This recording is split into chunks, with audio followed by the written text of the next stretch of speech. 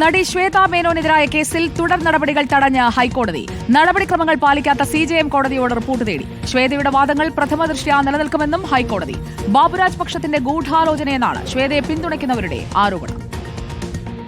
തനിക്കെതിരായ case റദ്ദാക്കണമെന്നാവശ്യപ്പെട്ട് Shweta Menon നൽകിയ ഹർജിയിലെ വാദങ്ങൾ പ്രഥമദൃഷ്ട്യാ നിലനിൽക്കുമെന്നാണ് ഹൈക്കോടതിയുടെ കണ്ടെത്തൽ. കേസ് രജിസ്റ്റർ ചെയ്യാൻ പോലീസിനോട് നിർദ്ദേശിച്ച എറണാകുളം CJM കോടതിയോട് ജസ്റ്റിസ് VG അരുൺ റിപ്പോർട്ട് തേടി. അന്വേഷണ ഉദ്യോഗസ്ഥനോട് റിപ്പോർട്ട് തേടാതെയുള്ള ഉത്തരവ് നടപടിക്രമങ്ങൾ പാലിക്കാതെയാണ്. കീഴ്ക്കോടതിക്കെതിരെ കൂടുതൽ പരാമർശത്തിന് മുതിരുന്നില്ല എന്ന് പറഞ്ഞാണ് ഹൈക്കോടതി ഇടക്കാല ഉത്തരവ് പുറപ്പെടുവിച്ചത്. അതേസമയം AMMA തിരഞ്ഞെടുപ്പിൽ പ്രസിഡന്റ് സ്ഥാനാർത്ഥിയായ ശ്വേതാ മേനോനെതിരായ പരാതിക്ക് പിന്നിൽ ഗൂഢാലോചനയുണ്ടെന്ന് ഒരു വിഭാഗം സിനിമാ താരങ്ങൾ.